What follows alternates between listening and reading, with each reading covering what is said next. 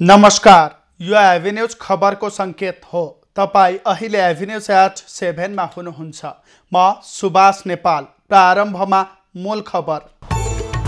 सर्वोच्चका न्यायाधीशहरू इजलासमा फर्किए। बन्दी प्रत्यक्षीकरण मुद्दामा सुनवाई। कानुन व्यवसायीहरूले भने आन्दोलन जारी राखे। जबरजस्ती पदमा टाँसिरहनुको अब कुनै औचित्य छैन। बागमती प्रदेशका मुख्यमन्त्री पाण्डेले पाए विश्वासको मत। भ्रष्टाचार नियन्त्रण र सुशासनलाई प्राथमिकता दिने प्रतिबद्धता। ध्यान दिने प्रतिबद्धता पनि व्यक्त गर्न चाहन्छु। एमसीसी बारे झुट नबोल्न देउवा र दाहाललाई ओलीको चेतावनी। परमादेश जारी गर्ने प्रधान न्यायाधीश सहित सबै न्यायाधीशको फेरि मागे राजीनामा। संविधानका अनेक धाराहरू सिर्जना। सरकारले नागरिक विधेयक छिटो भन्दा छिटो पास गर्न चाहेको गृहमन्त्रीको भनाई। अवरुद्ध संसद सुचारू गराउन एमालेलाई आग्रह। सभा सञ्चालन गर्न अप्ठ्यारो भइरहेको छ। छठ पर्वको पहिलो दिन आज नहाए खाय विधि सम्पन्न। पूजाका लागि पोखरी तथा नदी किनारा सिंगारिँदै।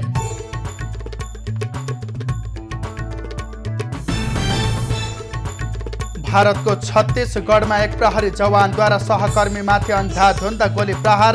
4 जनाको मृत्यु, 3 जना घाइते।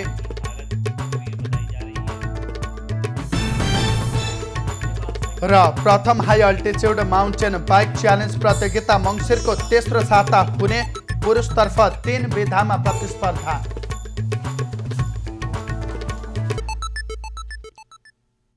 अब खबरको सिलसिला प्रारम्भ गरौँ। काममा फर्किए न्यायाधीश सम्बन्धी प्रसङ्गबाट। प्रधान न्यायाधीश चोलेन्द्र शमशेर जबराको राजीनामा माग गर्दै आन्दोलनमा रहेका अन्य न्यायाधीशले पनि सोमबार बन्दी प्रत्यक्षीकरणको मुद्दा हेरेका छन्। न्यायाधीशहरू बम कुमार श्रेष्ठ, कुमार चुडालले आफ्नो एकल इजलासमा मुद्दाको सुनवाई गरेका छन्। यस्तै न्यायाधीशहरू प्रकाश कुमार ढुङ्गाना र कुमार रेग्मी तथा तेजबहादुर केसी र नहकुल सुवेदीको इजलासले पनि बन्दी प्रत्यक्षीकरणको मुद्दामा सुनवाई गरेर आदेश जारी गरेको छ। प्रधान न्यायाधीश जबराले यसअघिको सहमति उल्लङ्घन गरेर इजलास गठन गरी पेशी तोकेको भन्दै सर्वोच्चका न्यायाधीशहरू सोमबार बिहान बेग्लै छलफलमा जुटेका थिए। न्यायाधीशहरूको छलफलका बीच न्यायाधीश चुडालले एकल इजलासमा बन्दी प्रत्यक्षीकरणको रेट हेरेका थिए। यसअघि प्रधान न्यायाधीश जबराले मुद्दा नहेर्ने र विवाद समाधान नहुँदासम्म अरू न्यायाधीशले बन्दीका मुद्दा मात्र हेर्ने सहमति भएको थियो। उक्त सहमति अनुसार सर्वोच्चका न्यायाधीशहरू प्रधान न्यायाधीश जबरा विरुद्ध आन्दोलन घोषणा गरेको हप्ता दिनपछि इजलासमा फर्किएका थिए। उता कानुन व्यवसायीहरूले प्रधान न्यायाधीश चोलेन्द्र शमशेर जबराले राजीनामा नदिएसम्म आफूहरूको आन्दोलन जारी राख्ने चेतावनी दिएका छन्। नेपाल बार एसोसिएसनले सर्वोच्च अदालतको प्राङ्गणमा सोमबार पनि आयोजना गरेको धरना कार्यक्रममा सहभागी भएका कानुन व्यवसायीहरूले प्रधान न्यायाधीश जबराले अब पनि राजीनामा नदिए देशभरका कानुन व्यवसायीहरूको आन्दोलनको सामना गर्न तयार हुनुपर्ने बताएका हुन्। प्रधान न्यायाधीश जबराले राजीनामा नदिएसम्म आन्दोलन जारी रहने बारको चेतावनी छ। न्यायपालिकाको स्वतन्त्रतामाथि हस्तक्षेप गर्ने जुन क्रिया हो त्यसको नेपाल बार एसोसिएसनले घोर निन्दा र भर्त्सना गरेको छ। यो आन्दोलन न्यायपालिकालाई हस्तक्षेप गर्ने ती राजनीतिक दलहरूको जुन एउटा गलत क्रिया हो त्यो गलत क्रियाको विरुद्धमा पनि हो। पद त्याग गर्न तयार हुनुहुन्न। उहाँलाई उहाँकै न्यायाधीशहरूले सहयोग गर्न तयार छैनन्। उहाँलाई उहाँकै सहकर्मी मित्रहरूले उहाँसँग बेन्च सहकारी गर्न तयार छैनन्। उहाँकै कारणले गर्दाखेरि आज सिङ्गो न्यायपालिका डिलेजिटिमाइज भएको छ। किनभने न्यायपालिकाले आफ्नो न्यूनतम भूमिका निर्वाह गर्न सकेको छैन।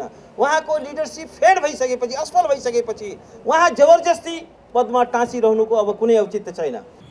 नेपाल बार एसोसिएसनले मङ्गलबार पनि सर्वोच्च अदालतको प्राङ्गणमा धरना दिने जनाएको छ। प्रधान न्यायाधीश चोलेन्द्र शमशेर जबराको बचाउ गर्दै सोमबार काठमाडौँको माइती घरमा प्रदर्शन गरिएको छ। अखण्ड नेपाल हिन्दू अधिराज्य पुनर्स्थापना र्याली तथा विरोध सभा नामको ब्यानरमा प्रधान न्यायाधीश जबराको राजीनामा माग गर्दै आन्दोलनरत कानुन व्यवसायीहरूको विरोधमा प्रदर्शन गरिएको हो। विरोध प्रदर्शनमा बोल्दै वरिष्ठ अधिवक्ता बालकृष्ण नेउपानेले सत्तामा भाग खोज्ने प्रधान न्यायाधीश जबराले भन्दा पहिलो त्यसमा भाग दिने प्रधानमन्त्री शेरबहादुर देउवाले पदबाट राजीनामा दिनुपर्ने तर्क गरे। समस्या संविधानमा छ, समस्या बाह्रमुदे दिल्लीमा छ। एकछिनलाई मानौ चोलेन्द्र शमशेरले सत्तामा भाग खोजे, सत्तामा भाग दिने मान्छे को? शेरबहादुर देउवा। पहिले राजीनामा शेरबहादुर देउवाको मागौँ। हाम्रा कानुन व्यवसायी शेरबहादुर देउवाको राजीनामा किन माग्दैनन्? न्यौपानेले सत्ताको भाग दिने प्रधानमन्त्री देउवाको राजीनामा किन माग नगरेको भनेर कानुन व्यवसायीहरूलाई प्रश्न समेत गरे। उनले भारतीय र युरोपियन युनियनका मान्छेहरूलाई नेपाली नागरिकता दिने काम बन्द गरेपछि प्रधान न्यायाधीश जबरा विरुद्ध आन्दोलन सुरु गरिएको दाबी समेत गरे। बागमती प्रदेशका मुख्यमन्त्री राजेन्द्र पाण्डेले प्रदेश सभामा विश्वासको मत प्राप्त गरेका छन्। पाण्डेले प्रदेश सभामा रहेको 109 मतमध्ये 59 मत प्राप्त गरेका हुन्। त्यस्तै विश्वासको मतको विपक्षमा 43 मत परेको छ भने 2 जना प्रदेश सभा सदस्यले तटस्थतामा मतदान गरेका छन्। यसअघि मुख्यमन्त्री पाण्डेले प्रदेश सभामा प्रतिनिधित्व गर्ने दलहरूसँग विश्वासको मत दिन आग्रह गर्दै भ्रष्टाचार नियन्त्रण र सुशासन कायम गर्ने आफ्नो पहिलो प्राथमिकता रहेको बताएका थिए। आज फजुल खर्च घटाउने र प्रदेशको आम्दानी बढाउने काम गरी प्रदेश गौरवका कार्यक्रमलाई सम्पन्न गर्न ध्यान दिने प्रतिबद्धता पनि व्यक्त गर्न चाहन्छु। भ्रष्टाचार नियन्त्रण गर्न र सुशासन कायम गर्न मेरो प्रमुख प्राथमिकता हुनेछ। म यो सभा समक्ष प्रस्तुत गर्न चाहन्छु। छोटो समयमै बागमती प्रदेशको प्रगति र विकासको गतिको रफ्तारलाई अगाडि बढाउने प्रतिबद्धता समेत पनि व्यक्त गर्न चाहन्छु। नेकपा एमालेको तर्फबाट मुख्यमन्त्री रहेकी अष्टलक्ष्मी साक्यले राजीनामा दिएपछि पाण्डे कार्तिक 11 गते मुख्यमन्त्रीमा नियुक्त भएका थिए। पाण्डेलाई नेकपा माओवादी केन्द्रका 23, नेपाली कङ्ग्रेसका 22, नेकपा एकीकृत समाजवादीका 13, जनता समाजवादी पार्टीका 1 जना सांसदले विश्वासको मत दिएका छन्। प्रदेशसभाको बैठक अर्को सूचना नभएसम्मका लागि स्थगित गरिएको छ। प्रमुख प्रतिपक्षी दल नेकपा एमालेका अध्यक्ष एवं पूर्व प्रधानमन्त्री केपी ओलीले एमसीसी बारे झुट नबोल्न प्रधानमन्त्री शेरबहादुर देउवा र माओवादी केन्द्रका अध्यक्ष पुष्पकमल दाहाललाई चेतावनी दिएका छन्। एमसीसी पास गर्ने भनेर पत्राचार गरिएको प्रधानमन्त्री देउवाको भनाई र त्यस्तो पत्र नपठाइएको माओवादी अध्यक्ष दाहालले दिएको अभिव्यक्तिमध्ये एक झुट भएको उल्लेख गर्दै अध्यक्ष ओलीले झुट बोल्ने काम नगर्न सचेत गराएका हुन्। शेरबहादुरजी हस्ताक्षर गरेर दिएको भन्नुहुन्छ, प्रचण्ड दिएको छैन भन्नुहुन्छ। दुईटा मध्ये एउटाले झुट बोले जस्तो देखिएन, हैन? तपाईँहरू सोध्नुहोस् न उहाँहरूलाई। अनि उहाँलाई सोध्नु तपाईँको चाहिँ धारणा के हो त? यो दुईटा मध्ये एउटाले झुट बोले जस्तो देखियो नि त। सोमबार विराटनगर विमानस्थलमा सञ्चारकर्मीहरूले राखेका जिज्ञासाको जवाफ दिँदै अध्यक्ष ओलीले प्रधान न्यायाधीश चोलेन्द्र शमशेर जबरा सहित कङ्ग्रेस सभापति शेरबहादुर देउवालाई प्रधानमन्त्री बनाउन परमादेश जारी गर्ने सबै न्यायाधीशहरूले राजीनामा दिनुपर्ने अडान पनि दोहोर्याएका छन्।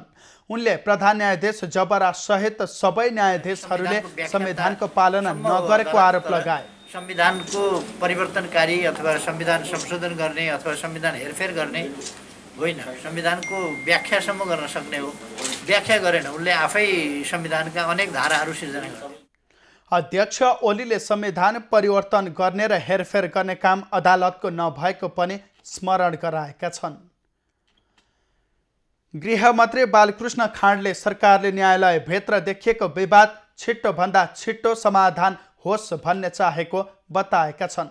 सोमबार जनकपुर विमानस्थलमा सञ्चारकर्मीसँग कुराकानी गर्दै गृहमन्त्री खाँडले न्यायपालिकाभित्र देखिएका समस्या संवेदनशील र गम्भीर रहेकाले छिट्टो समाधान होस् भन्ने पक्षमा सरकार रहेको बताएका हुन्। उनले न्यायपालिका, कार्यपालिका र व्यवस्थापिका शक्ति सन्तुलनको हिसाबले पनि स्वतन्त्र ढङ्गले चल्ने गरेको दाबी गरे। व्यवस्थापिका स्वतन्त्र ढङ्गले नै चल्दछन् र न्यायपालिकामा जुन खालको विवाद देखिएको छ त्यो संवेदनशील र गम्भीर छ। त्यो विवाद चाहिँ नि छिटोभन्दा छिटो सुल्टियोस् भन्ने नै हाम्रो चाहना छ। गृहमन्त्री खाँडले सरकारले नागरिकता विधेयक पनि छिट्टोभन्दा छिट्टो पास गर्न चाहेको बताएका छन्। उनले महत्त्वपूर्ण विधेयकहरू पारित गर्नका लागि अवरुद्ध सदन सुचारू गराउन एमालेलाई पनि आग्रह गरे। यो पास गर्न चाहन्छौँ किनकि नागरिकताको समस्यालाई हामीले संवेदनशील रूपमा लिएका छौँ र बुझेका छौँ। तर अहिले पछिल्लो पटक हामी सरकारमा आइसकेपछि हाम्रो प्रतिनिधि सभा सञ्चालन गर्न अप्ठ्यारो भइरहेको छ। गृहमन्त्री खाँडले नागरिकको स्वतन्त्रतापूर्वक बाँच्न पाउने अधिकार सुनिश्चित गर्न प्रतिबद्ध रहेको बताउँदै सरकारले नागरिकको सुरक्षाको विषयलाई पहिलो प्राथमिकतामा राखेको दोहोर्याएका छन्। त्रिभुवन अन्तर्राष्ट्रिय विमानस्थलको भन्सार जाँच पासमा खटिएका कर्मचारीलाई दुर्व्यवहार गर्ने पर्यटन बोर्डका प्रमुख कार्यकारी अधिकृत धनञ्जय रेग्मीलाई स्पष्टीकरण सोधिएको छ। नायब सुब्बा सुमन थापालाई कुटपिट गरेको आरोप लागेका प्रमुख कार्यकारी अधिकृत धनञ्जय रेग्मीमाथि संस्कृति पर्यटन तथा नागरिक उड्डयन मन्त्रालयले 3 दिने स्पष्टीकरण सोधेको हो। रेग्मीले कर्मचारीलाई कुटपिट गरेको खबर बाहिरिएपछि पर्यटन मन्त्री प्रेम आलेले सोधपुछका लागि बोलाएका थिए।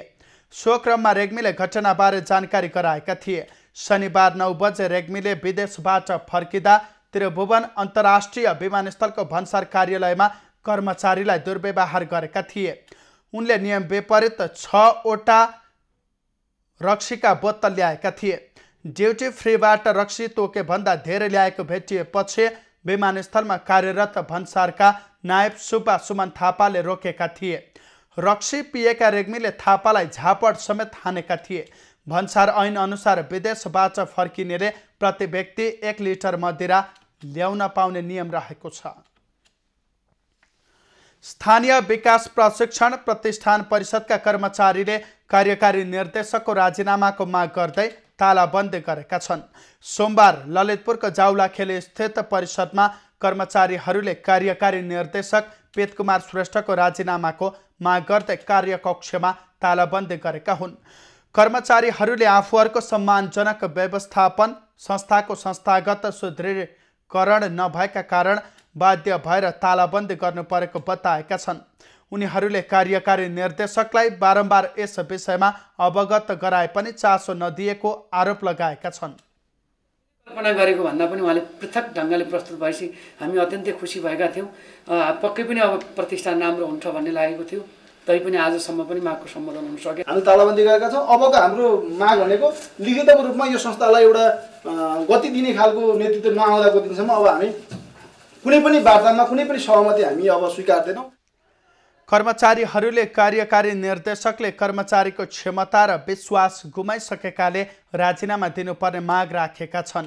उनीहरूले लिखित रूपमा कुशल नेतृत्व नदिँदासम्म अहिलेका कार्यकारी निर्देशकलाई कार्यकक्षमा पूर्ण रूपमा प्रवेश गर्न नदिने चेतावनी दिएका छन्। खबरको सिलसिला अझै जारी छ, हामीसँगै रहनुहोला। अब बाँकी खबर। तराई र नेपालको मिथिला अञ्चल क्षेत्रमा मनाइने छठ पर्व आजदेखि विधिवत रूपमा सुरु भएको छ। कार्तिक शुक्ल चतुर्दशीदेखि छठ पर्व आरम्भ हुन्छ। छठको पहिलो दिनलाई नहाए खाए भनिन्छ। यस दिन बिहान सरसफाई गरी नुहाएर शुद्ध भोजन ग्रहण गरिन्छ। यस दिन 1 छाक मात्र खाइन्छ। व्रतालुले आजदेखि सप्तमीसम्म माछा, मासु, लसुन, प्याज, कोदो आदिको भोजन गर्दैनन्। यो 4 दिन व्रतालुले सात्विक भोजन मात्र गर्छन्। कार्तिक शुक्ल चतुर्दशीदेखि सुरु भएको यो पर्व कार्तिक शुक्ल सप्तमीसम्म मनाइन्छ। छठमा छठी माईको पूजा गरिन्छ। देवी भागवतमा छठी देवीले पुत्र नभएकालाई पुत्र, पत्नी नभएकालाई पत्नी, धन नभएकालाई धन प्रदान गरेको कथाहरू उल्लेख गरिएको छ। छठलाई एउटा कठिन व्रत र उपवासको रूपमा हेरिन्छ। यो पर्व तराई मध्य सहित पछिल्लो दशकदेखि काठमाडौँ उपत्यका लगायत पहाडी क्षेत्रमा पनि मनाउन थालिएको छ। नेपालमा मात्र नभई भारतमा समेत धुमधामका साथ मनाइन्छ। अस्ताउँदो सूर्य र उदाउँदो सूर्यलाई पूजा गरी यो पर्वलाई हर्षोल्लासका साथ मनाइने गरिन्छ। छठ पर्व सुरु भएसँगै व्रतालुहरूका लागि घाट बनाउने काम धमाधम भइरहेको छ। यसकै तयारी स्वरूप काठमाडौँको गुहेश्वरीमा गुहेश्वरी गौरीघाट छठ समितिले व्रतालुहरूका लागि अग्रिम घाट बुकिङ खुला गरेको छ। सूर्यको विशेष उपासना गरेर मनाइने छठ पर्व तराई र मिथिला क्षेत्रमा सुरु भएको छ। कार्तिक शुक्ल तृतीयाको दिनबाटै श्रद्धालुहरू व्रत बसे छठको तयारीमा जुटेका छन्। पछिल्लो समय यो पर्व उपत्यकामा पनि विशेष महत्त्वका साथ मनाइने गरिएको छ र यस विषयमा थप जानकारी दिनका लागि यति बेला हाम्रो प्रत्यक्ष सम्पर्कमा हुनुहुन्छ हाम्रा संवाददाता शीतल रिजाल।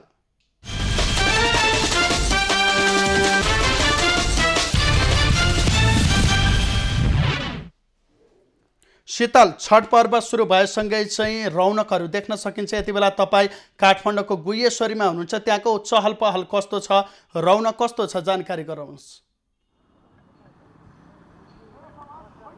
पक्कै पनि सुभाष, हामी नेपालीहरूको दुईवटा महत्त्वपूर्ण पर्व बडा दशैं र तिहारलाई बिदाई गरिसकेका छौँ र त्यसै गरी छठ पर्व हामी सबै नेपालीहरूको घर आँगनमा टेकिसकेको छ र देशैभरि छठ पर्वको रौनक यति बेला देखिएको छ र त्यही रौनक, छठ पर्वको रौनक र सजाइएका सजावटहरूको बारेमा प्रत्यक्ष प्रसारण मार्फत यति बेला हामी जानकारी गराउनको लागि काठमाडौँको गौरीघाटमा आइपुगेका छौँ।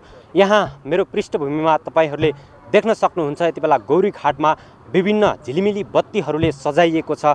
निकै आकर्षक तरिकाले यस गौरीघाट क्षेत्रको नदीका दुवै किनाराहरूमा सजाइएको छ र कतिपय चिजहरू यहाँ कतिपय सजाउने कामहरू पनि अझै बाँकी छ र यति बेला सबैतिर अन्धकार छ, अँध्यारो। यो साँझको समयमा पनि गौरीघाटको यो झिलिमिली बत्तीहरूका कारणले गर्दा गौरीघाट क्षेत्र निकै आकर्षक देखिएको छ। कतिपय सजाउने कामहरू बाँकी भएका कामहरू पनि यति बेला गौरीघाट क्षेत्रमा अझै अँध्यारो समयमा भए पनि सजाउने कामहरू भइरहेका छन् र यहाँ गौरीघाट क्षेत्रमा यो छठी माताको लागि मूर्ति राख्नको लागि दुईवटा बाँसका पण्डालहरू निर्माण गरिएको छ भने व्रत बस्ने व्रतालुहरू बस्नका लागि यस गौरीघाट क्षेत्रमा बाँसका पण्डालहरूको व्यवस्था गरिएको छ भने नदी वारपार गर्नका लागि दुईवटा बाँसका अस्थायी पुलहरूको पनि व्यवस्था गरिएको छ र यस गौरीघाट क्षेत्र निकै आकर्षक तरिकाले विभिन्न झिलिमिली बत्तीहरूले सजाइएको छ। यहाँ छठ समिति, यस गौरीघाट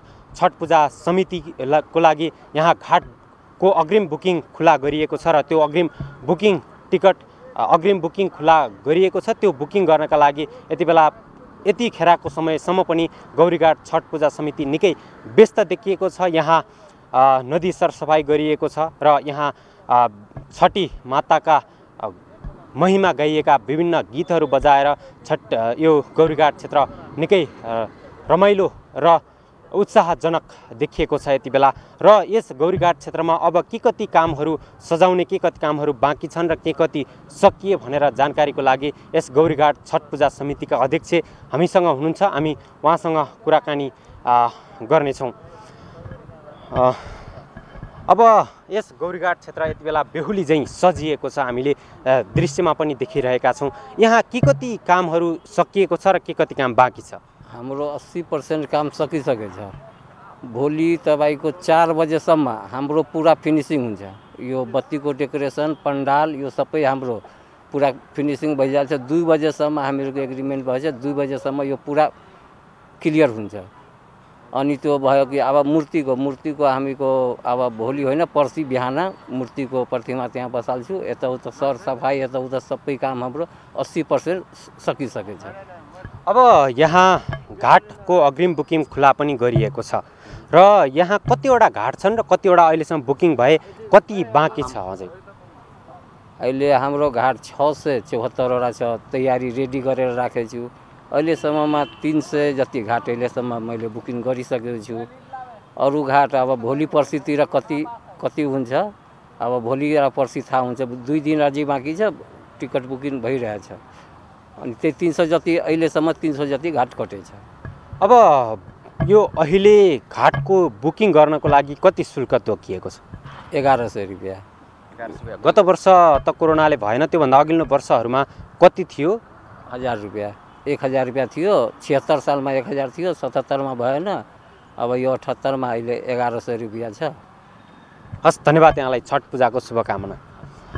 सुभाष, हामीले यस छठ पूजा समितिका अध्यक्षसँग यस गौरीघाट क्षेत्रमा कति काम बाँकी छ भनेर जानकारी लिएका थियौँ र गत वर्ष कोरोना महामारीले त्यति उत्साहजनक रूपमा छठ पूजा मनाउन पाएको थिएन। हामी नेपालीले छठ पूजा त्यति उत्साहजनक रूपमा मनाउन पाएका थिएनौँ र यस वर्ष कोरोना महामारी केही मत्थर भएको कारणले गर्दा यस वर्ष देशैभरि निकै उत्साहजनक रूपमा छठ पूजा मनाउने तयारी भइरहेको भनेर हामीले यस गौरीघाट क्षेत्रको यो सजावटलाई देखेर पनि हामीले सहजै अनुमान गर्न सक्ने अवस्था छ। सुभाष, शीतल छठ पर्व विशेष गरी मिथिलाञ्चल तराई क्षेत्रमा मनाउने गरिएको भए पनि पछिल्लो समय चाहिँ उपत्यका लगायत देशका पहाडी क्षेत्रमा पनि यो पर्व मनाइरहँदाखेरि यहाँ उपत्यकाको यति बेला गौरीघाट क्षेत्रमा हुनुहुन्छ, त्यहाँको श्रद्धालुहरू यहाँले चाहिँ त्यहाँ पुगिरहँदाखेरि कोही भेट्नुभयो यो छठी पर्वलाई लिएर उनीहरूको प्रतिक्रिया कस्तो छ? किनकि मिथिलाञ्चलमा आजभन्दा पहिले मिथिलाञ्चलमा तराई क्षेत्रमा मनाइरहँदा पछिल्लो समय चाहिँ काठमाडौँ उपत्यकामा यसलाई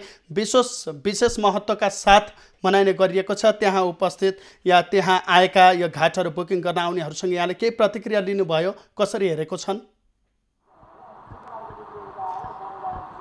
सुभाष, तपाईँले भने जस्तै पहिलाका वर्षहरूमा यस छठ पर्वलाई विशेष गरी मिथिलाञ्चल क्षेत्रमा विशेष गरी अझ तराई भेगमा मात्र मनाउने गरिन्थ्यो भने पछिल्लो समय यो छठ पर्व पनि एउटा राष्ट्रिय पर्वको रूपमा विकसित हुँदै गइरहेको छ र यति बेला देशका विभिन्न पहाडी क्षेत्रहरूमा पनि छठ पर्वलाई विशेष गरी छठको व्रत लिनको लागि पहाडी क्षेत्रका व्यक्तिहरूले पनि निकै उत्साहका जनक यस चासो दिएको भेट्न सकिन्छ र काठमाडौँ उपत्यकामा पनि छठ पर्व मनाउनेको सङ्ख्या बढ्दो क्रममा छ र यति बेला गौरीघाटमा हामीले यति फेराको समयमा त्यति धेरै छठ पूजाको यो गौरीघाट क्षेत्रमा त्यति धेरै सहभागिता त देखिएको छैन र केही सहभागीहरूसँग हामीले बुझ्दै गर्दाखेरि विगतका वर्षहरूमा भन्दा यस वर्षमा छठ मनाइरहँदाखेरि निकै आफूलाई खुसी लागिरहेको र निकै उत्साहजनक रूपमा यस वर्ष कोरोना मत्तर भएको यो अवसरमा निकै रमाइलो तरिकाले छठ पर्व मनाउन पाउँदा निकै खुसी लागेको भनेर खुसी व्यक्त गरिरहेको अवस्था थियो। सुभाष, हवस्, जानकारीका लागि यहाँलाई धन्यवाद। उहाँ हुनुहुन्थ्यो हाम्रा संवाददाता शीतल रिजाल, काठमाडौँको गुह्येश्वरीबाट प्रत्यक्ष प्रसारणमा जोडिएर गौरीघाटमा छठ पूजाका लागि घाटहरू निर्माण गरिराखेको अवस्थामा त्यहाँ स्थलगत रिपोर्टिङका लागि पुग्नु भएको थियो र हामी त्यहाँको पछिल्लो विवरणका बारेमा उहाँसँग कुराकानी गरेका थियौँ। अब बाँकी खबर। नेपालमा थप 390 जनामा कोरोना संक्रमण पुष्टि भएको छ। गत 24 घण्टामा आरटी-पीसीआर र एन्टिजेन विधिबाट 5026 जनाको नमुना परीक्षण गर्दा पीसीआर परीक्षणबाट 371 र एन्टिजेन परीक्षणबाट 19 जनामा संक्रमण पुष्टि भएको हो।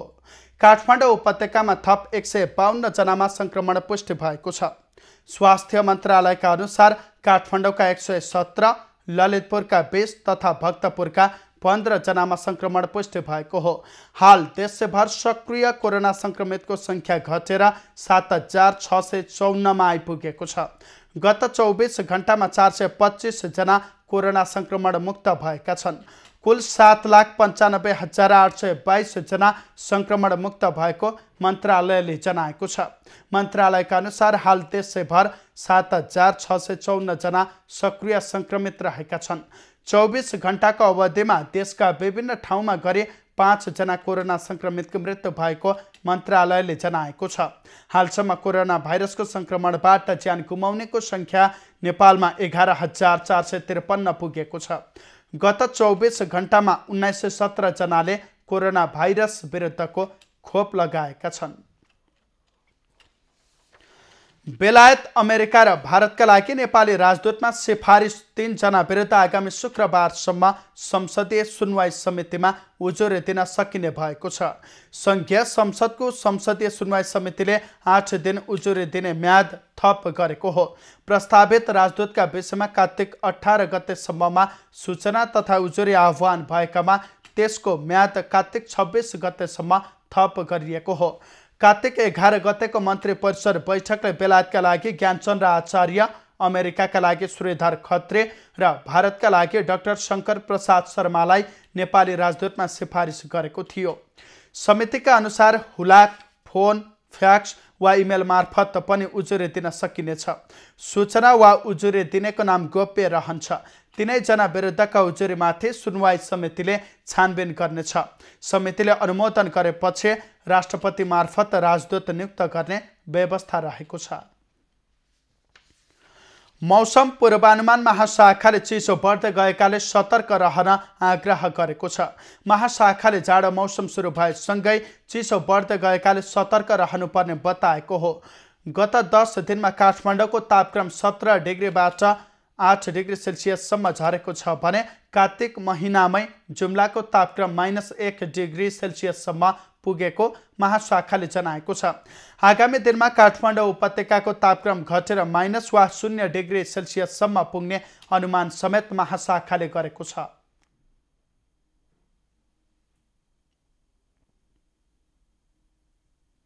जाडो याममा चाहिँ मर्निङ वाक बिहान बिहान चाहिँ हामी चाहिँ बाहिर जुन एउटा मर्निङ वाकमा निस्किन्छ त्यो गरेर त्यति राम्रो मानिँदैन। बरु कोठाभित्र चाहिँ होइन बन्द कोठामा चाहिँ योगा गर्ने आफ्नो कोठाभित्र गर्नुपर्ने हुन्छ। किनभने अझ दिउँसोको तुलनामा चाहिँ जाडोमा चाहिँ बिहान र बेलुका अझ बढी चाहिँ प्रदूषित हुन्छ। त्यो भन्नाले विशेष गरी यो काठमाडौँ जस्तो सहरहरू धेरै भिडभाड हुने सहरहरूमा चाहिँ सहरी क्षेत्रमा यस्तो खालको अवस्था हुनसक्छ।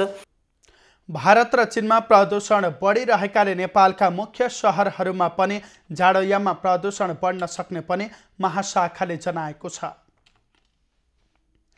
पछिल्ला वर्ष 12 जिल्लामा बलात्कार विरुद्धका मुद्दा दर्ता गर्ने क्रम बढेको छ।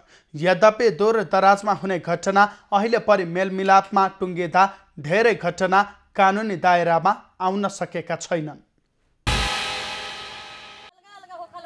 12 जिल्लामा पछिल्लो 3 वर्षमा 117वटा बलात्कारका मुद्दा भएका छन् भने यो आर्थिक वर्षमा 11वटा मुद्दा दर्ता भएको जिल्ला प्रहरी कार्यालय बाराले जनाएको छ।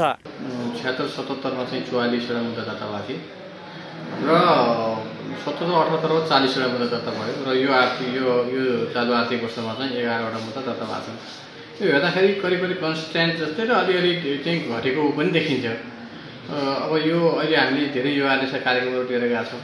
दुर्गम ग्रामीण क्षेत्रमा गाउँ स्तरमै केही जनप्रतिनिधि कथित भद्र भलादमीहरूको पञ्चायतबाट घटना मिलाउने गरेको पाइएको छ। यद्यपि मेलमिलापमा संलग्न कतिपयलाई पनि प्रहरीले पक्राउ गर्ने गरेको छ। कानुनको कठघरामा उभिएर गलत चिजको विरुद्धमा जबसम्म पर्दाफास गर्दैनौँ, कानुनलाई हातमा लिने काम गर्दैनौँ, तबसम्म यस्ता गलत प्रवृत्तिको अन्त्य हुँदैन। ग्रामीण क्षेत्रमा हुने गरेका बलात्कारका घटना गाउँ तहमै मिलाएर दोषीलाई उन्मुक्ति दिने गरेको अधिकार कर्मीको भनाइ छ। कानुनी उपचार के हो, विधि के हो, कानुनी उपचारको विधिमा लगेर जो त्यस्ता घटनाका भागीदार छन्, जो चाहिँ समाजमा विकृति फैलाउने र हिंसामा पार्ने भागीदारहरू छन्, तिनीहरूलाई चाहिँ कानुनले सक्दो कडाभन्दा कडा कारबाहीको गर्न पर्यो। पछिल्लो समय विकृति बढ्दै जाँदा सभ्य र मर्यादित मानिएका व्यक्तिबाट नै बलात्कारका घटना हुँदा समाजले समग्र पुरुषमाथि नै प्रश्न उठाउने गरेको छ। इन्दिप कोइराला, बारा।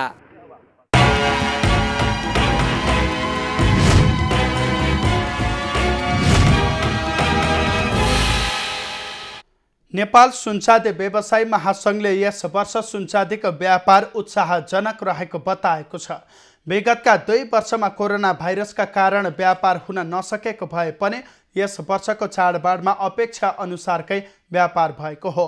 दसैँ र तिहारका बेलामा प्रतिदिन सुनको व्यापार 40 किलो र चाँदीको व्यापार 1000 किलोसम्म भएको महासङ्घले जनाएको छ। पोहोर साल कोरोनाको कारणले गर्दाखेरि जुन चाहिँ व्यापारमा एकदमै नराम्रो प्रभाव परेको थियो नकारात्मक रूपमा, त्यसको तुलनामा यो वर्ष अलिकति उत्साहप्रद व्यापार चाहिँ भएको छ र यो वर्षको दसैँमा 40 किलोको हाराहारी दिनको चाहिँ सुनको बिक्री भएको छ भनेदेखि दसैँको पछि यो तिहारको बेलामा पनि लगभग 40 किलोको हाराहारीमै चाहिँ दैनिक व्यापार भइरहेको छ। सरकारले सुनचाँदी वितरणको नियमलाई वैज्ञानिक र पारदर्शी बनाउन आवश्यक रहेको महासङ्घले जनाएको छ। सुनचाँदीलाई पर्याप्त रूपमा आपूर्तिको व्यवस्थापन गर्नुपर्ने बताउँदै देश संहिताको राज्य पुनः संरचनामा गइसकेकाले सुनको वितरणलाई पनि काठमाडौँमा केन्द्रित नगरी सातै प्रदेशको राजधानी मार्फत वितरण हुनुपर्ने सङ्घको माग छ। पुनर्संरचनामा गइसकेको सन्दर्भमा सुनको सप्लाई पनि काठमाडौँ केन्द्रित नगरिकन सातैवटा प्रदेशको राजधानीहरूको मार्फतबाट राजधानीहरूको तर्फबाट चाहिँ वितरण हुनुपर्छ। महासङ्घले आपूर्तिको 20 किलो कोटालाई प्रतिदिन 30 किलो बनाएर जानुपर्ने माग राख्दै आएको छ। चाडबाड पछिका केही दिन बजार सुस्त भए पनि सरकारले प्रतिदिन तोकेको 20 किलो सुनको आयात भइरहने हुनाले चाडबाडमा बिक्री भएर सकिएको ठाउँको परिपूर्ति हुने महासङ्घले जनाएको छ। मङ्सिर महिनाबाट विवाहको लगन हुने भएकाले त्यो बेलामा पनि राम्रो व्यापार हुनेमा व्यवसायी आशावादी रहेका छन्। कोरोना विरुद्धको खोप लगाइसकेपछि सुनचाँदीको व्यापारले पनि राम्रो लय समातेको हो। झापाको प्रमुख व्यापारिक सहर रहेको बिर्तामोड नगरपालिकाले स्थानीय अन्दुवा खोला सरसफाई र सौन्दर्यकरणसँगै पर्यटन प्रवर्धन गर्ने प्रतिबद्धता लामो समय बितिसक्दा पनि पुरा नगरेपछि त्यो काम पुरा गर्न स्थानीय समुदाय नै अग्रसर भएको छ। अन्दुवा खोला किनारलाई स्वच्छ, हराभरा, सुन्दर बनाउन अग्रसरता देखाएको मात्र होइन, स्थानीयले निकै छोटो समयमा काम गरेर पनि देखाइदिएका छन्। वर्षौंदेखि चुनावी नारा मात्रै बन्दै आएको अन्दुवा खोलाको केही क्षेत्र यतिखेर स्वच्छ, स्वस्थ, हराभरा र मनमोहक देखिएको छ। यसको श्रेय सरकारी निकायलाई नभई स्थानीय समुदायलाई जान्छ। सामाजिक अभियन्ता महेन्द्र कुमार गिरी सहितको टिम तथा स्थानीय समुदायले बिर्तामोड स्थित अन्दुवा खोला किनारालाई स्वच्छ, हराभरा, सुन्दर बनाउन अग्रसरता देखाएको मात्र होइन, निकै छिटो समयमा काम गरेर पनि देखाइदिएको हो। बिर्तामोडको वडा नम्बर 4 भित्र पर्ने अन्दुवा खोलाको झण्डै 500 मिटर क्षेत्रफलको किनारामा प्रसिद्धि कोलोनीको लगानीमा वातावरणीय स्वच्छतालाई ध्यानमा राख्दै सुन्दर पार्क निर्माण गरिएको हो। पार्कमा प्राकृतिक बोट बिरुवा रोपण गरिएको छ। मानिसहरूलाई आराम गर्न चौतारा बनाइएको छ। लालटिनको आकर्षक संयोजकले अन्दुवा खोला किनार बेहुली झैँ सिँगारिएको देखिन्छ। बाटो लगायतका सुविधा सहितको पार्क निर्माणमा 3 करोड रुपैयाँ भन्दा बढी खर्च लागेको र सबै खर्च प्रसिद्धि कोलोनीले बेहोरेको छ। कम्तीमा खोलाको छेउछेउमा दुई साइडमा बाटो वारपार, यही कन्सेप्टमा बिर्तामोडसम्म जाओस्, यता बिर्ता बजारसम्म जाओस् भन्ने उद्देश्यले हामीले खोलाको छेउछेउमा बाटो, खोलाको छेउछेउमा बोटहरू, अनि खोलाको छेउछेउमा फुलबारी र खोला एकदम व्यवस्थित तरिकाले फोहोर फ्याँक्न दिएन भनेदेखि यो नमुना पर्यटकीय स्थल बन्दो रहेछ। कङ्क्रिटै कङ्क्रिटको अस्तव्यस्त बस्ती अनि झाडी र फोहोरयुक्त खोलाको किनार हेरेर दिक्क भएकाहरूको मन अहिले पार्क देखेर दङ्ग हुन्छन्। नदीको डिलमा लगाइएका रुख बिरुवाले त्यस क्षेत्रको वातावरणलाई स्वच्छ बनाइदिएको छ। त्यहाँ पुग्दा जो कोहीले भनेछन्, आहा कति सुन्दर पार्क, गर्दा नहुने के रहेछ र। नगरपालिकाको यहाँ स्थानीय मान्छेको सबै यो फोहोर फाल्ने डम्पिङ, केही पशुहरू मरे भने यहाँ ल्याउने फ्याँक्ने गर्ने ठाउँ थियो। अब अहिले त तपाईको यसलाई व्यवस्थित बनाइसके पछाडि अब यो केही पनि छैन। अहिले पहिले त यो डम्पिङ साइटै हो। केही समय अघिसम्म झाडीले ढाकिएको यो ठाउँमा बनेको पार्क स्थानीयका लागि वरदान बनेको छ। यहाँ बेलुकी पख भिड लाग्न थालिसकेको छ। सुरुमा योजना सुनाउँदा विश्वास नलागे पनि अहिले पार्क बनेपछि आफूहरूलाई प्रसिद्धि कोलोनीमा घर छ भन्न पनि गर्व लागेको स्थानीय बताउँछन्। सरकारले पनि जसरी यो प्लटिङले यो ढङ्गले अलिकति भए पनि खोलालाई व्यवस्थित गरेको छ। खोला नाला भनेको त हाम्रो यो देशको गहना हो। यसलाई जति व्यवस्थित र राम्रो बनाउन सको यसले हाम्रै इज्जत बढाउँदछ, हाम्रै शान बढाउँछ। अहिले मलाई लाग्छ यो ठाउँको मान्छे हो भन्दा मलाई गौरव लाग्छ, किनभने यो व्यवस्थित छ, राम्रो भइरहेको छ। नदी किनारालाई सदुपयोग गर्दै पार्क बनाउने हो र खोलाको सरसफाइमा ध्यान पुर्याउने हो भने आन्तरिक तथा बाह्य पर्यटक भित्र्याउन सकिने मात्र होइन, वातावरणको संरक्षण, खोलाको सभ्यता जोगाउन उल्लेख्य सहयोग पुग्ने देखिन्छ। सन्तोष न्यौपाने, झापा। खबरको सिलसिला अझै जारी छ, हामीसँगै रहनुहोला। मङ्सिर तेस्रो साता प्रथम high altitude mountain bike challenge आयोजना हुने भएको छ। सोमबार आयोजक प्रदेश खेलकुद विकास परिषद, बागमती प्रदेश तथा जिल्ला साइक्लिङ सङ्घ रसुवाले संयुक्त पत्रकार सम्मेलन गर्दै पहिलो संस्करणको high altitude mountain bike challenge मङ्सिर 18 गते आयोजना गर्ने बताएको हो। 3 विधामा आयोजना हुने प्रतियोगिताको इलिटतर्फ मात्रै महिलाको सहभागिता रहँदा पुरुषतर्फ इलिट, जुनियर र मास्टर गरी 3 विधामा प्रतिस्पर्धा हुनेछ। बाइक च्यालेन्ज कालिका गाउँपालिकाको शहीद गेट कालिका स्थानबाट सुरु भई घुम्ती बजार, लामाटोल, गुम्बा डाँडा, स्याउबारी हुँदै नौकुण्ड गाउँपालिका, लोकिल, आरुखर्क, गामो, सर्स्युङ, किमार्जोङ, सालचेत र जिबजिब हुँदै 35 किलोमिटर पार गर्दै कालिका हिमालय क्याम्पसम्म पुगेर टुङ्गिनेछ। प्रतियोगिता आयोजनाका लागि प्रदेश खेलकुद विकास परिषद र जिल्ला साइक्लिङ सङ्घ रसुवा बीच आजै सम्झौता पत्रमा पनि हस्ताक्षर भएको छ। प्रतियोगिता आयोजना गर्न प्रदेश खेलकुद परिषदले जिल्लालाई 10 लाख रुपैयाँ उपलब्ध गराउनेछ। आयोजकले खुला प्रतियोगितामा 150 जना प्रतिस्पर्धी सहभागी हुने जनाएको छ। प्रतियोगिताको इलिट तर्फको प्रथम हुने 40,000, द्वितीय हुनेले 20,000, तृतीय हुनेले 15,000 रुपैयाँ प्राप्त गर्नेछन्। यस्तै मास्टर र जुनियर तर्फको प्रथमदेखि तृतीयसम्मको विजेताले 15,000, 10,000 र 7,000 प्राप्त गर्नेछन्।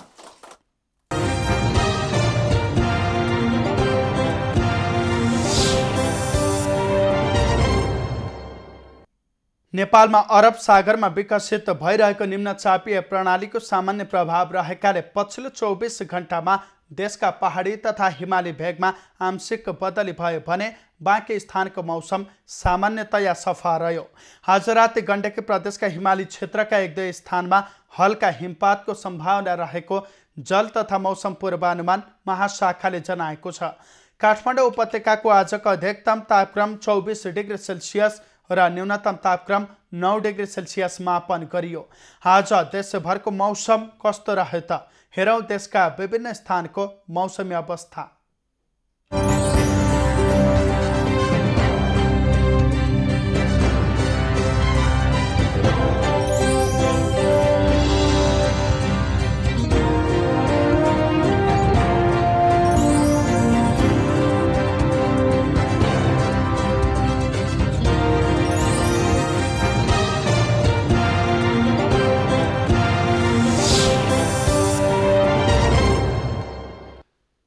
अहिलेलाई खबरको क्रम यति नै। एभिन्यूज खबरका यी सहित अन्य विस्तृत खबरका लागि www.avenews.tv लगअन गर्न सक्नुहुनेछ। युट्युब, फेसबुक र ट्विटरमा पनि हामीलाई फलो गर्न सकिनेछ। खबर भित्रको खबरका लागि हेर्दै रहनुहोला एभिन्यूज खबर। नमस्कार।